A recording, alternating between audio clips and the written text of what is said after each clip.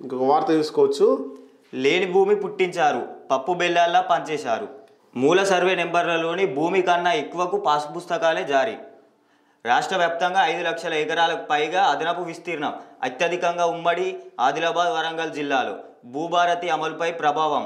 అదనపు విస్తీర్ణం కుదింపుపై రెవెన్యూ శాఖ దృష్టి. మొత్తంగా భూమి 1 ఎకరం ఉంటే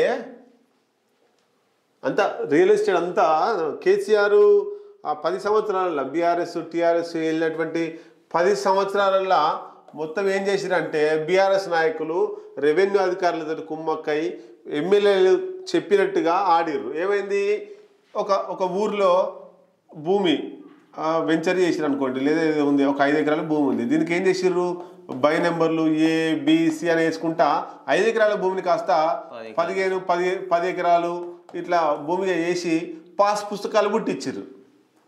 ఫిజికల్గా భూమి ఎంత ఉంటుంది మరి, 5 ఎకరాలే ఉంటుంది. పాస్బుక్లో ఎంత ఉంది, 10 ఎకరాలు ఉంది. అయితే రైతు బంధు ఈ అన్నిటికి పడేది, ఈ 10 ఎకరాలకు 15 ఎకరాలకు బై నెంబర్లు వేసిన దానికి కూడా పడేది. కానీ వాస్తవంగా ఫిజికల్గా ఎంత ఉందంటే 5 ఎకరాలే. మరి ఇప్పుడు బయట పెడుతున్నట భూభారతి చట్టం ఇప్పుడు తీసుకొస్తున్నారు కాంగ్రెస్ ప్రభుత్వం, తెలంగాణ ప్రభుత్వం తీసుకొచ్చి భూమి లేని భూమిని కూడా గుర్తించినటువంటి భూమిని అసలు ఫిజికల్గా ఎంత భూమి ఉంది అనేటువంటిది చూస్తున్నట. దానికి సంబంధించినటువంటి వార్త మనకు ఒకసారి చూడొచ్చు. ఇంకా కొత్త రెవెన్యూ చట్టం కింద అమల్లోకి తేవాల్సిన భూభారతి పోర్టల్కు కొత్త చిక్కులు చుట్టుముట్టాయి. రాష్ట్రంలో 2017-18 మధ్య చేపట్టిన భూదస్త్రాల ప్రక్షాళన కార్యక్రమం LRUPలోని కొన్ని జిల్లాల్లో రెవెన్యూ సిబ్బంది జారీ చేసిన పట్టా పాస్ పుస్తకాల్లో ఇష్టారీతిన విస్తీర్ణాలను నమోదు చేశారట. అదే సమాచారాన్ని ధరణి పోర్టల్లోకి ఎక్కించారు. చూడొచ్చు, ఎగ్జాంపుల్ ఇచ్చారు ఇక్కడ. ములుగు జిల్లాలో మూల సర్వే నెంబర్లలో ఉండాల్సిన వాస్తవ విస్తీర్ణం కన్నా 34,000 ఎకరాల ఎక్కువ భూమికి పాస్ పుస్తకాలు జారీ అయినాయట. 34,000 ఎకరాల భూమికి ఉండాల్సిన దానికి 45,000 ఎకరాల భూమికి పాస్ పుస్తకాలు వచ్చినాయి. ఫిజికల్గా భూమి ఎంత ఉంది మరి, 34,000 ఎకరాలే ఉంది. పాస్ పుస్తకాలు 45,000కు ఉన్నాయి. అంటే ఉమ్మడి ఆదిలాబాద్ జిల్లాలో 80,000 ఎకరాల వరకు లేని భూమికి పాస్ పుస్తకాలు. అంటే ఒక్కొక్క జిల్లాలనే 80,000, 70,000, 60,000 భూమి పుట్టిస్తే, ఎకరాల భూమిని పుట్టిస్తే రాష్ట్ర వ్యాప్తంగా లక్షల ఎకరాలు ఉంటుంది, లక్షల ఎకరాలు భూమి ఉంటుంది.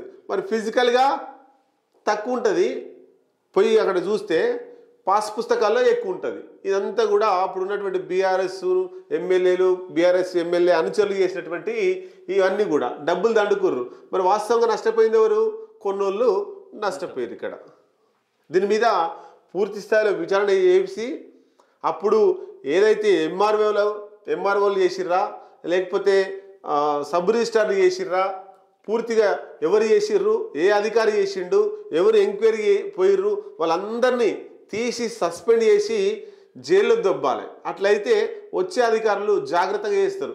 ఏ అధికారులకు ఒకటి నేను చెప్పదలుచుకున్నా, ఏ అధికారి అయినా ప్రభుత్వం ఉండేది 5 సంవత్సరాలు 10 సంవత్సరాలు, తర్వాత మారుతుంది. మారిన తర్వాత మీరు చేసినటువంటి అక్రమాలన్నీ కూడా బయటపడతాయి. మీ అధికారం, మీ పదవి కోల్పోయేటువంటి అవకాశం ఉంటుంది. మీరు ఏదైతే బాధ్యతాయుతమైనటువంటి పదవిలో ఉన్నారో, అధికారిగా ఉన్నారో, ఆ పదవి మీద మచ్చ వస్తుంది, మీకు సర్వీస్కు ఇబ్బంది అవుతుంది.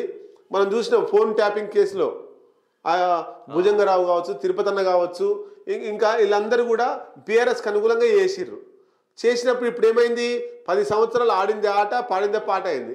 ఇప్పుడు కాంగ్రెస్ ప్రభుత్వం అధికారంలోకి వచ్చిన తర్వాత ఏమైంది, అవన్నీ తీసి వాళ్ళని జైలు కూడా పంపించారు, బెయిల్ మీద బయటకు వచ్చారు. కాబట్టి అధికారులకు నేను చెప్పేది ఒకటే, మీరేదైతే పనులు చేస్తున్నారో ఆ పనులు సక్రమంగా చేయండి, ప్రభుత్వానికి అనుకూలంగా చేయండి, న్యాయంగా చేయండి. కానీ ఈ అధికారి మేము ప్రభుత్వంలో ఉండేటువంటి ఎమ్మెల్యేలు మాకు చెప్తున్నారు కదా, వాళ్ళకి అనుకూలంగా చేస్తామంటే వాళ్ళ అధికారం పోయిన తర్వాత మీ బతుకంత కుక్క బతికే అవుతుంది.